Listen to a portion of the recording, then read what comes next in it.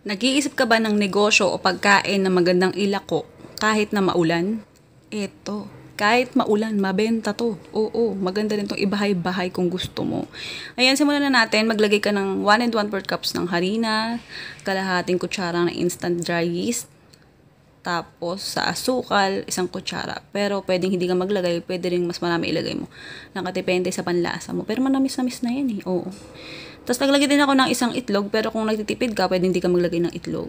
Ayan, tapos lagay ka ng 1/4 cup ng tubig, 1 kutsara ng mantika, at 1 kutsara ng margarine. Ayan, may nagahay pang langgam. Tapos haluin mo lang yan hanggang sa mag-form ng dough na malagkit. Okay lang yan. Tapos takpan mo, paalsahin mo mga 30 minutes. Pagkalips ng 30 minutes, ayan, medyo aalsa na siya kasi 30 minutes lang naman eh. Tapos, gawin mo, yung kneading board mo, ayan, wisikan mo o spray mo ng mantika. Pero kung gusto mong harina naman yung gamitin mo para hindi dumikit sa kami mo at saka sa kneading board, pwede namang harina. Kaya nga lang, mas siksik na. Mas malambot kasi kung kung hindi ka masyadong magbubudbud na ng harina. Oo, tapos ayan sa spatula natin na ginamit na pinangkat at saka pinanghalo, ayan. Meron tayo yan, available pa yan. Kaya mag-mine ka na sa live natin hanggat available pa. Ayan, pinapakita ko sa inyo na pwedeng-pwede yan sa mainit at ginagamit ko rin talaga, legit talaga yung mga utensils natin na silicone o kahit yung tong. Ayan, hatiin mo lang yan, depende sa gusto mong dami. Charot lang, nandun sa dulo yung listahan ng recipe, nandun ko ilang peraso ang magagawa sa recipe na to. Ayan, gamit ka lang na extra mantika o kaya extra harina pagka iikot-ikuti mo na yan, pipilipitin mo. Pero mas maganda kung mantika lang kasi kapag harina, hindi magdidikit. Tapos para ma-pour mo siya ng pilipit talaga, itsura. Pero hindi to pilipit ha, bitcho to.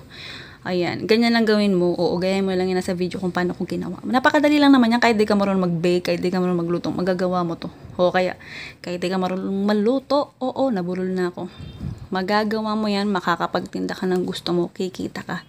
Kahit nasa bahay ka lang, oo, kahit ba't nasa bahay? Oo, kasi sa bahay, kahit nasa bahay ka lang, i-post mo lang yan sa sa FB mo, ayan, sa mga group, pwede ka nang magkaroon ng benta. Deliver mo, ganun. Kahit wala kang pwesto, makapagtinda ka. Tapos iprito mo lang yan hanggang sa mag-golden brown. Pero yung sa akin, medyo sumobra sa pagka-golden brown kasi ang lakas ng apoy nung una. Nagmamadali kasi ko eh. Oo. Yung listahan ng recipe at costing, nasa dulo ng video. Pwede mo na i-forward tong video natin kung tinatamad ka na. Ayan, yung ginagamit kong tong na green, ang ganda niyan. Oo, meron din tayo yan, available ngayon yan. Kaya kung gusto mong mag-mine yan, ayan, nood ka na ng live natin. Pero syempre, may policy bago ka makapag-mine. Ang daming joy-joy, ang daming bogus. Oo, maawa naman kayo sa mga nagla-live, no? Ayan, kalahating cup ng tubig at kalahating cups ng brown sugar na nilagay ko. Tapos, naglagay lang ako ng konting mantika nung nag-caramelize na yung asukal. Ayan, tapos nung sobrang lapot talaga niya, tsaka ko na nilagay yung ating bitcho na tinapay. Ganun lang naman kabilis. Tapos halu-haluin mo lang. Tapos kapag ihahango mo yan, siguraduhin mo na medyo hiwa-hiwalay kasi may tendency na magdikit-dikit. Pero okay lang naman kahit magdikit-dikit. Pero mas maganda yung safety ka, di ba? Para hindi madurog dahil nga malambot yung ating bitcho. Oo. Pero kapag hindi ka naglagay ng itlog, mas mas siksik. Mas tipid pa. Yun nga lang, mabilis mawala yung pagkalambot niya, mas makunat, ganun. Okay, sa mga gusto subukan to, pagtapos ng paghang atin at pagkalantak-lantakan time, ayan, pwede mo nang itry ito agad-agad. Kasi napakadali lang naman mahanap ng mga recipe natin. Oo. Ayan, sige na, goodbye, good luck. Love you.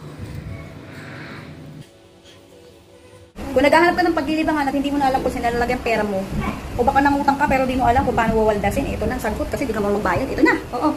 Kasi dito, kapag nag-register ka, pwede kang magkaroon ng 6,000 agad-agad. Oo, kaya ayan na. Panoorin mo ito. Dyan sa search bar, o i-copy and paste mo dyan yung link. Oo, tapos click mo yung go. Oo. Tapos click mo yung download, internet. May makalagay dyan, open, click mo yon. May lalabas dyan ng package installer, click mo yan. Tapos dyan sa once lang. Oo. Tapos click mo yung install. Tapos click mo yung open. I-click mo yung registration. Next step niyan, pili ka dyan. Ako pinili ko by phone. Tapos click mo yung login. Type mo dyan yung number mo ha. Ang ilalagay mo dyan, yung promo code ay FoodiePar. Oo. Huwag mo kakalimutan niya para magkaroon ka ng 6,000. Oo. Next dyan, piliin mo lang yung sport. O, okay. Tapos click mo yung check sa baba, yung may green. Okay. Nandito na tayo sa pinaka-app. Dahil mabait tayo, ayan, tuturuan kita kung paano mag-cash in. I-click mo yung GCash. Tapos click mo yung confirm. Pagkatapos mo i-type kung magkano yung gusto mong i-cash in. O, kita ka sa GCash, tapos i-scan mo yung QR code na lalabas dyan sa screen, tapos i-type mo yung number, ayun yung pong number sa baba. Tapos i-type mo dyan yung your GCash number, dyan mo ilagay yung number mo. Oo.